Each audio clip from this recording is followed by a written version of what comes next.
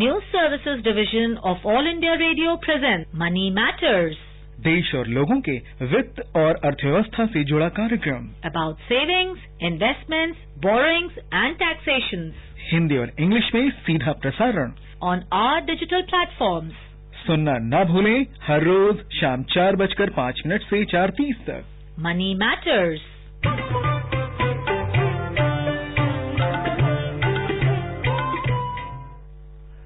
Good evening and welcome to the Sunday edition of Money Matters, a financial literacy program on our News on AIR official YouTube channel and other digital platforms.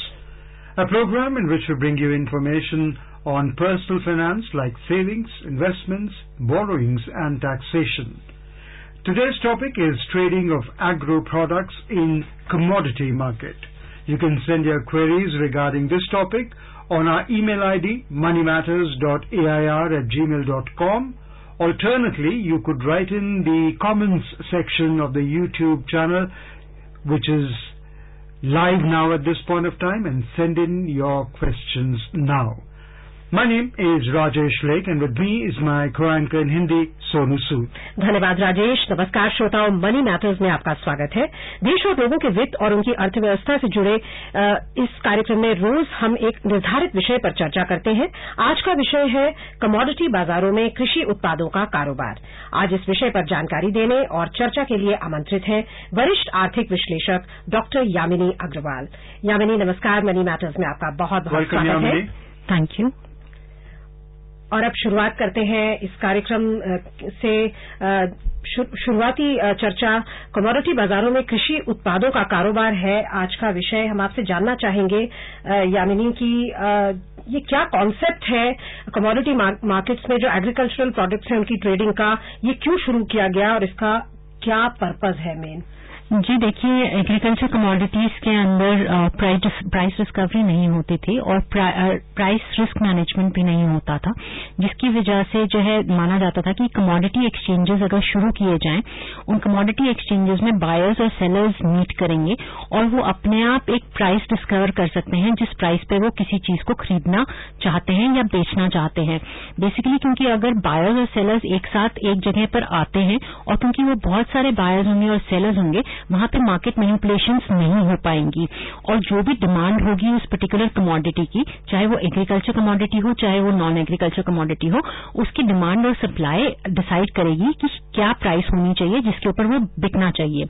ऐसे ही commodity exchange में ये भी देखा गया कि कोई अगर आज कमोडिटी नहीं खरीदना चाहता तो आगे के समय में आकर के खरीदना चाहता है तो वो उस कमोडिटी को खरीदने में सक्षम रहे और एक पर्टिकुलर प्राइस पे खरीद सके, उसका भी उसके लिए भी सुविधा दी जा सके.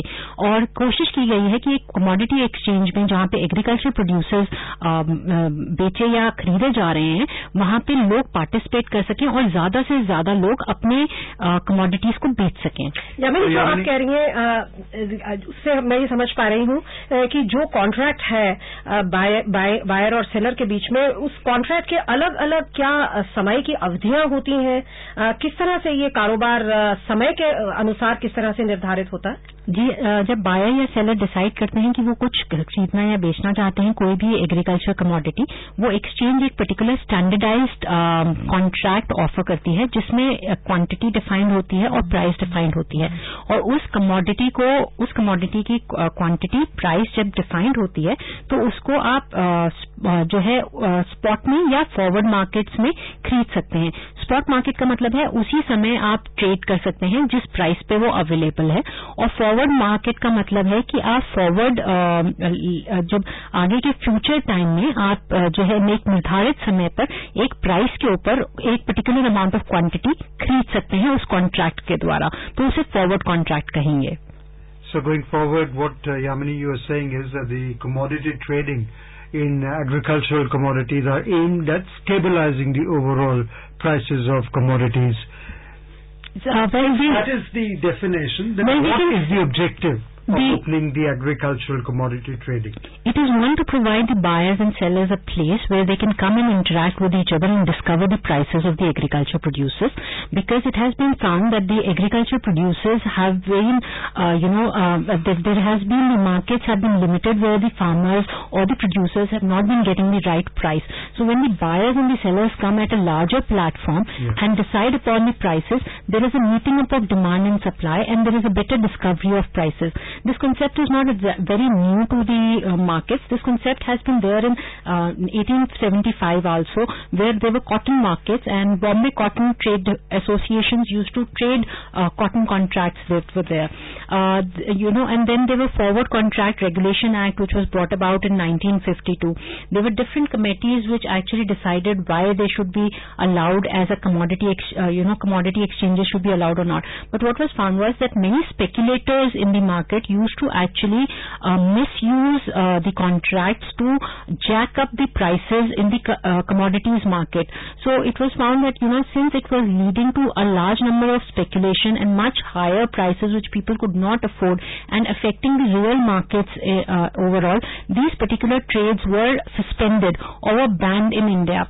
But as and when liberalization took place, different committees looked into the trading aspects and also looked in that the price discovery should be provided when we became a good economy to be self-sufficient in providing all types of agro products. It was found better to establish commodity exchanges where farmers or producers could actually sell their producers at a more open platform that was there. So commodity exchanges जो आप बोल रही हैं, commodity trading stock exchanges, वो कितने हैं main Bharat में, और क्या उनके बारे में थोड़ा सा हमें जानकारी दें? तो हम अगर कहें तो कमोडिटी एक्सचेंजेस हमारे 4 हैं. मल्टी कमोडिटी एक्सचेंज MCX जिसे कहते हैं, national commodity and derivatives exchange NCDX commodity exchange जिसे कहते हैं, फिर है national multi commodity exchange NMCE, और लास्ट में है इंडियन कमोडिटी एक्सचेंज लिमिटेड.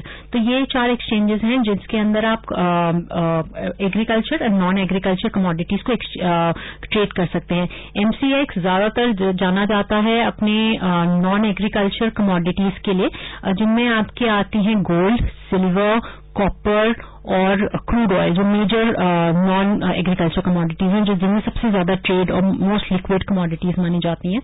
आपके एग्रीकल्चर कमोडिटीज 29 सेबी ने परमिट किए हैं जिनके अंदर ट्रेड अलाउड है. NCDX, MMCE और Indian commodities exchange basically agriculture commodities में ज्यादा माना जाता है. तो आपने सेबी का नाम लिया, क्या सेबी प्राइम रेगुलेटर है जो इस पूरे ट्रेड को कंट्रोल करता है? आपकी सेंट्रल गवर्नमेंट, आपकी कमोडिटीज कमीशन और आपकी कमोडिटी एक्सचेंज मेन रेगुलेटर हैं. सीबी को भी रोल दिया गया है कि वो इनको रेगुलेट करे, जहां पे BSE और NSE को भी कमोडिटी ट्रेड परमिट कर दी गई है ताकि ज्यादा कंपटीशन बढ़े. अगर आप देखें जो इन एक्सचेंजेस में है, MCX का सबसे ज्यादा शेयर है, बाकी एक्सचेंजेस का उतना स्ट्रांग शेयर नहीं आ पाया है क्योंकि अभी एग्रीकल्चर कमोडिटीज में इतना ज्यादा हमने ट्रेड नहीं देखा और इतना वॉल्यूम भी नहीं पाया है. तो वहां पे देखा जा रहा है कि थोड़ा कंपटीशन आए तो ज्यादा बेहतर रहेगा. I mean, if we were to put this into practical functioning, a farmer takes part in the commodity exchange. 1, how does he enroll himself? 2, how will he benefit? You have mentioned about the price discovery, future price depending upon the current trends. How does all this translate into a deal? How will a farmer benefit from taking part in the futures, agricultural future agri products in commodity market? So you actually let's put it practically. So practically, what a person, if he wants to actually trade into the contracts that are being offered by these exchanges is, he has to open a trading account, and this trading account can be opened with the help of the commodity brokers which are there. So there are a large number of commodity brokers who can help open up the trading accounts which are there, which need an ID proof that is there, which can be a PAN card, passport, driving license, voter ID or an Aadhaar card. 2 latest photographs that are there. Then there is an address proof which they would require, which can range from your ration card to your bank passbook, your telephone bill, electricity bill, rent agreement or insurance or any other thing. Then they would need a cancelled check which is there, and they need bank statement which is of 4 months previous to that, and once he decides which particular contract he wants to buy or sell, he can actually go and buy or sell that particular contract. He needs to also decide whether he wants in for cash settlements or does he want to go in for cash settlements, or does he want to actually go in for physical deliveries of the product. If he wants to go in for cash settlements, he can opt for that, or he can go in for physical deliveries of the product.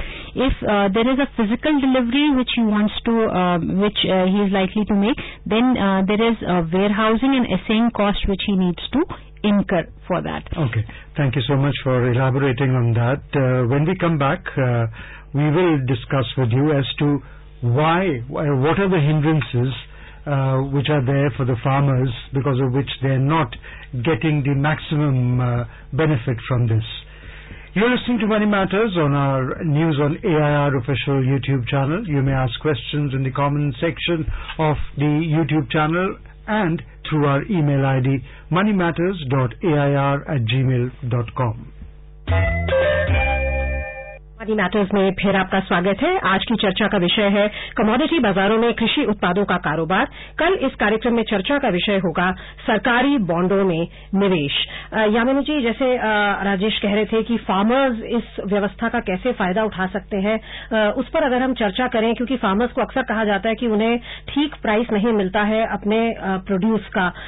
सो उस दिशा में अगर farmers ज्यादा सहभागी हो तो शायद उनको वो जो एक प्रॉब्लम है कि उनकी उतनी आमदनी नहीं हो पाती, वो बेटर सिचुएशन हो सके। उसके लिए क्या लगता है आपको, क्या किया जाना चाहिए ताकि ज्यादा से ज्यादा फार्मर्स भी इस व्यवस्था से जुड़े? जी, अगर देखिए तो फार्मर्स को सबसे पहले तो एजुकेट करने की जरूरत है कि एक ऐसा कमोडिटी एक्सचेंज एग्जिस्ट करता है जहां पे वो अपने एग्रीकल्चर कमोडिटीज को ट्रेड कर सकते हैं, खरीद सकते हैं या बेच सकते हैं। जिसके लिए ये बहुत जरूरी है कि उन्हें समझाया जाए कि कौन से तरह की मार्केट्स एग्जिस्ट करती हैं, जैसे स्पॉट मार्केट का क्या मतलब है और फॉरवर्ड मार्केट का क्या मतलब है। स्पॉट मार्केट इज बेसिकली जब आप उसी समय जिस दिन आपको खरीदना है उस समय खरीदते हैं तो उसे स्पॉट मार्केट कहते हैं। अगर आप आगे भविष्य में जब खरीदना चाहते हैं किसी चीज को 1 महीने बाद, 2 महीने बाद, 6 महीने बाद, कुछ समय बाद, तो उसे आप फ्यूचर्स मार्केट कहते हैं या फॉरवर्ड्स मार्केट कहते हैं। जब अगर एक निर्धारित प्राइस पे जब स्पॉट मार्केट है तो आप उसी समय खरीदते हैं तो वो प्राइस आपको स्क्रीन पे दिख जाती है। आप उस प्राइस पे खरीद करके और उसको खरीद सकते हैं या बेच सकते हैं जिस भी कमोडिटी को, चाहे वो व्हीट हो, राइस हो, पल्सेस हो, कोई भी आपकी एग्रो कमोडिटी है। ऐसे ही फ्यूचर में आप एक प्राइस निर्धारित कर सकते हैं या जो एक्सचेंज ने दे रखी है उस प्राइस पे आप बेच सकते हैं या खरीद सकते हैं। उस पे आपको वो कमोडिटी सप्लाई करनी होगी या आप उसकी डिलीवरी ले सकते हैं। फ्यूचर्स में आप ये कह रहे हैं कि अगर 3 महीने बाद का है आपकी डिलीवरी, प्राइस आपको अभी ही बतानी होगी कि आप किस प्राइस पर बेचेंगे या खरीदेंगे? हाँ जी, आपको आज ही प्राइस बतानी होगी, और अगर आप उसकी डिलीवरी नहीं देते तो उसे कहते हैं कैश सेटल करना। तो जो उसकी उस दिन की स्पॉट प्राइस होगी और जो आपकी स्ट्राइक प्राइस होगी उसका डिफरेंस है वो बायर और सेलर में एक्सचेंज होगा। अगर प्राइस ज्यादा है तो वो आपको बायर देगा और अगर प्राइस कम है तो सेलर आपको देगा, तो वो कैश सेटलमेंट कहते हैं। लेकिन अगर फिजिकल डिलीवरी होती है तो 15 दिन पहले आपको जो बायर है वो बता देगा कि मुझे फिजिकल डिलीवरी चाहिए। उसके लिए आपको एक्सचेंजेस के द्वारा वेयर हाउसिंग में जो है अपना जो सामान है उसको उसकी क्वांटिटी और जो लॉट है उसको असर्टेन कराना पड़ेगा और इसे जिसे कहते हैं असेइंग कॉस्ट, उसकी एक कॉस्ट बियर करनी पड़ेगी और फिर वेयर हाउस में जाकर के देना होगा सामान ताकि उसकी फिजिकल डिलीवरी दी जा सके। यानी कि अगर फिजिकल डिलीवरी कोई नहीं चाहता है और कैश सेटलमेंट चाहता है, यानी कि फाइनेंशियल सेटलमेंट चाहता है, तो ऐसी सूरत में मैं या राजेश हमें कुछ खरीदने की जरूरत नहीं है, लेकिन हम इन्वेस्टमेंट करना चाहते हैं डिफरेंट ऑल्टरनेटिव्स में, तो हमारे लिए क्या ये एक इन्वेस्टमेंट का अच्छा ऑप्शन है?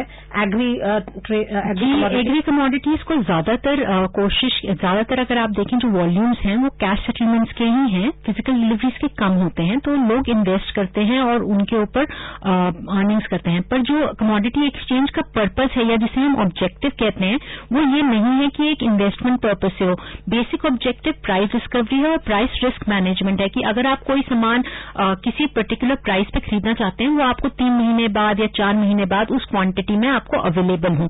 तो लोग इसका फायदा उठाते हैं, जिन्हें हम स्पेकुलेटर्स कहते हैं या आर्बिट्रेजर्स कहते हैं, वो उनका फायदा उठाते हैं और जिसकी वजह से प्राइसेस में काफी वेरिएशन आता है। Yamini, we were discussing about the factors which were not enabling our farmers to get maximum out of the commodity markets. What other factors are there? You pointed out one or two about farmers not being electronically very learned when it comes to interact with the technology. So one of the important factors is one that when you are actually entering into the contracts, you have to also make payments of the margins. Let's say the difference between the spot price and the strike price that you have. The strike price is the price at which you have entered into the contract. The spot price is the price at which the particular commodity is trading at the moment.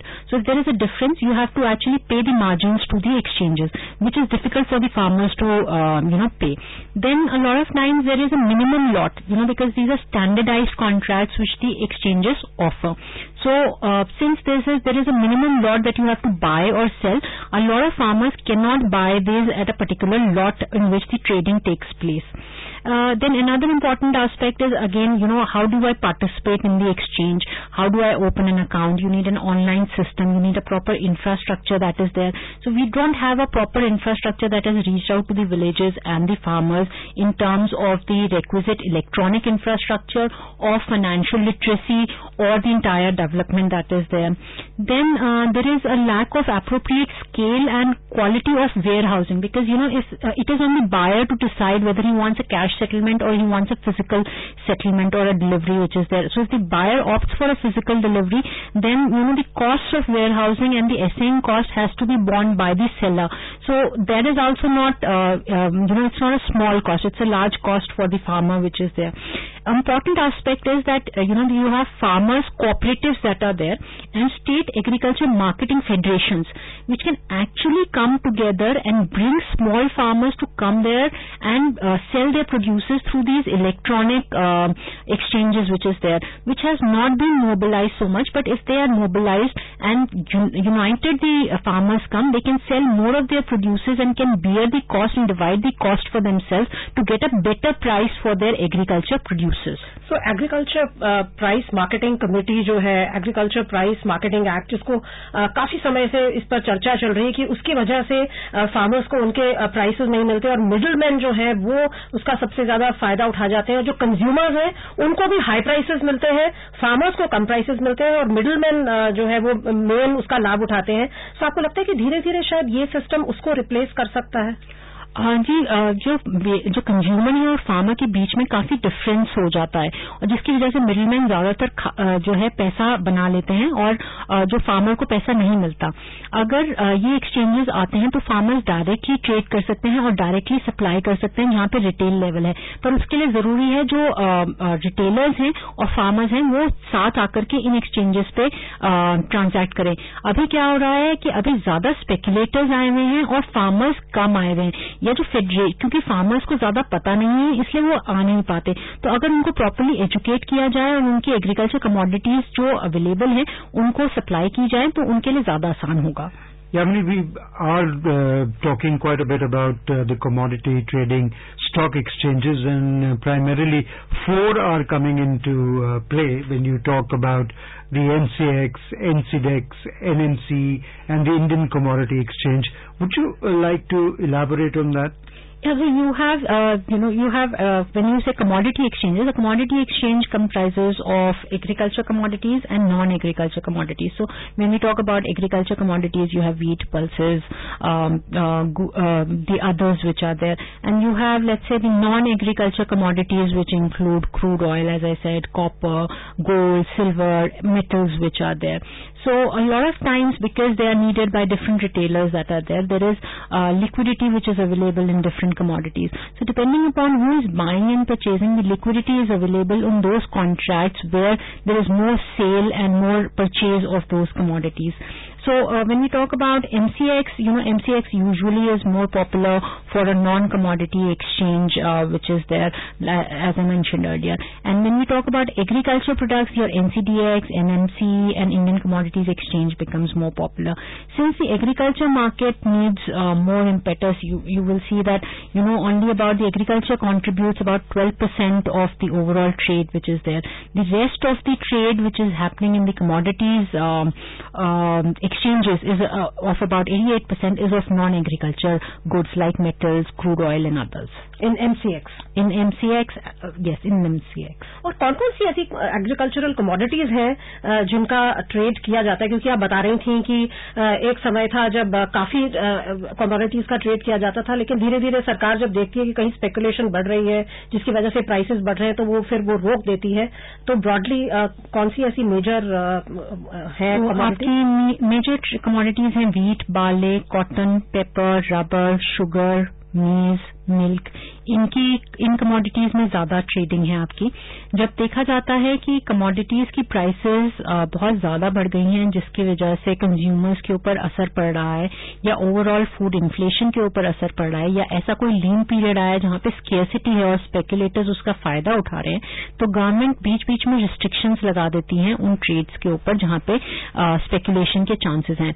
क्योंकि हमारी country जब independence लिया था तब इतना food production नहीं था. अब सेकेंड लार्जेस्ट प्रोड्यूसर है, तो एक पर्टिकुलर लेवल हम पहुंच चुके हैं जहां पे हम ये ट्रेड परमिट कर सकते हैं क्योंकि सप्लाईज हैं सफिशिएंट. इसलिए ये ट्रेड फार्मर्स के बेनिफिट के लिए प्रोवाइड की जा रही है. Agricultural prices in India primarily influence और set by the MSP and the wholesale price set by traders. Do you think both of these may contain errors as a market-oriented price mechanism? When we talk about a market-oriented price mechanism, it is necessary that the buyers are large enough and the sellers are large enough not to manipulate the prices or decide the prices which need to be given out either to the buyer or to the seller. Now, when the government decides the MSP, it is basically to protect the farmers and give them a specified price, but they are not able to purchase all the producers that are there. So the farmer actually has to go to a wholesale trader who then decides what price he wants to give to the farmer, and usually the farmers are exploited at that point. And since they are clubbed together, which are the wholesale people, and the farmers don't get to club together, they are more exploited at the end of these wholesale producers which are there. So in order to get them a better price, it is necessary that the more and more farmers come together in federations or in cooperatives or through agencies that are there and participate in this trade to get a better price for themselves and a better deal for themselves. So prices दो तरह के होते हैं. In fact हमारा जो inflation भी है, अभी आप इन्फ्लेशन की बात करें थी, वो दो तरह की होती है. एक होलसेल प्राइस इन्फ्लेशन, एक रिटेल प्राइस इन्फ्लेशन. सो आप बात कर रहे हैं कि जो फार्मों को है वो प्राइसेस मिले जो रीजनेबल हो और स्टेबल हो. What about the consumers? क्या उनको जो प्राइसेस पे उपलब्ध होते हैं कृषि उत्पाद, उसका भी कुछ प्राइस स्टेबिलिटी में कॉन्ट्रीब्यूट करता है ये जो कमोडिटी एक्सचेंज में एग्री प्रोडक्ट्स का ट्रेडिंग? जी देखिए, अगर ज्यादा बायर्स और ज्यादा सेलर्स मिलते हैं और कोई भी मैनिपुलेट नहीं कर पाता तो दोनों के लिए फायदा होता है, और इसे हम एक परफेक्ट कंपटीशन का स्ट्रक्चर कहते हैं जो जरूरी है. पर क्या होता है कि कार्टल्स बन जाते हैं. जैसे होलसेल प्राइस जो ट्रेडर्स हैं वो एक कार्टल बना लेते हैं और जब फार्मर्स से लेते हैं तो वो कम प्राइस पे लेते हैं और जब कंज्यूमर्स को बेचते हैं तो वो एक ज्यादा प्राइस पे बेचते हैं. तो दोनों ही एंड एक्सप्लॉइट होते हैं इन कार्टल्स की वजह से. और जिन कार्टल्स को तोड़ने के लिए अगर आप देखें तो गवर्नमेंट ने ई-नैम की भी कोशिश की है और एग्रीकल्चर कमोडिटीज और हार्ट्स बनाने की कोशिश की है ताकि ज्यादा से ज्यादा फार्मर्स बायर्स तक पहुंच सके और एक उनको अच्छी प्राइस दे सके और फार्मर्स को भी एक अच्छी प्राइस मिल सके. तो जो ट्रेडर्स हैं वो कहीं पे मार्जिन्स को बेनिफिट ना करें, जो ना ही प्रोड्यूस कर रहे हैं और ना ही कुछ और कर रहे हैं उस पर्टिकुलर कमोडिटी को वैल्यू एडिशन करने के लिए.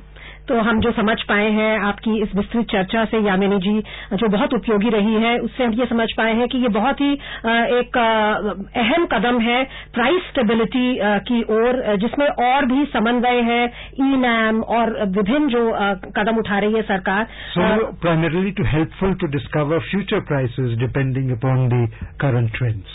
बिल्कुल. तो बहुत बहुत धन्यवाद इस उपयोगी चर्चा के लिए यामिनी जी और स्टूडियो में आने के लिए. And tomorrow we will be back, same time, with the topic investment in sovereign bonds. You're listening to Money Matters. We'll be back with you, as I said earlier, same time, same place, tomorrow at 4:05 p.m. Till then, goodbye from all of us. Namaskar.